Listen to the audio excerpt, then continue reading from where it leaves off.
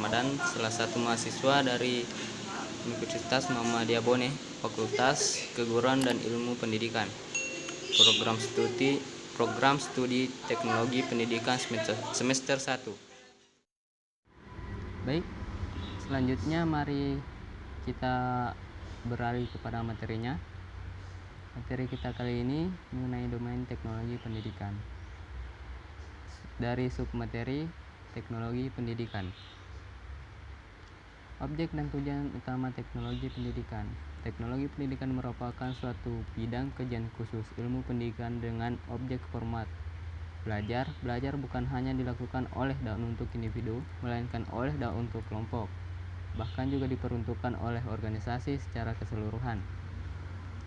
Tujuan utama teknologi pendidikan salah satunya adalah untuk memecahkan masalah belajar atau memfasilitasi kegiatan belajar. Domain teknologi pendidikan mencakup 1. Manajemen, 2. Pengembangan pembelajaran, dan 3. Sumber belajar. 1. Manajemen.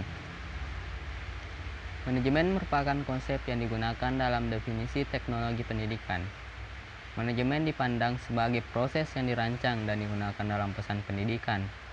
Manajemen pendidikan berfungsi untuk menentukan, mengubah, atau melaksanakan tujuan, filsafat, kebijakan, struktur, dan prosedur administratif.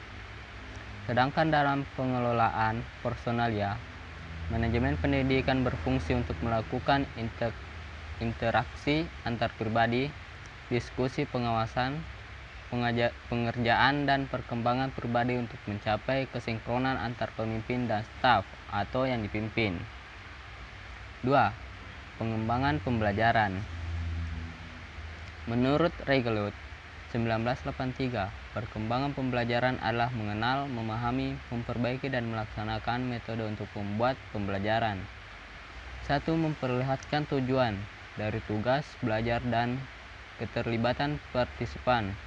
2. Kemungkinan realisasi tujuan mengalami hambatan yang berhubungan dengan keterbatasan sumber dan ketersediaan alat ukur efektif. 3. Memilih dan menyeleksi alternatif tujuan-tujuan yang telah ditetapkan untuk merealisasi tujuan belajar. 4. Membandingkan alternatif strategi dan teknik dalam mencapai tujuan. 5. Pencapaian proses keputusan ke dalam efektivitas program pembelajaran. 6. Melaksanakan revisi dan memperbaiki dalam rangka pembentukan dan pengalaman belajar. 7. Kesuksesan pemilihan dalam menghentikan pengembangan dan pengubahan program. 3. Sumber belajar.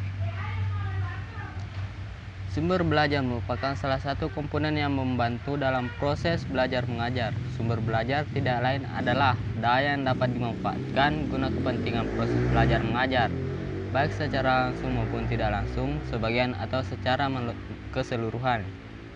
Konsep belajar meliputi 4 kategori, yaitu 1. Bahan atau materi, 2. Peralatan, 3. Orang, dan 4. Lingkungan.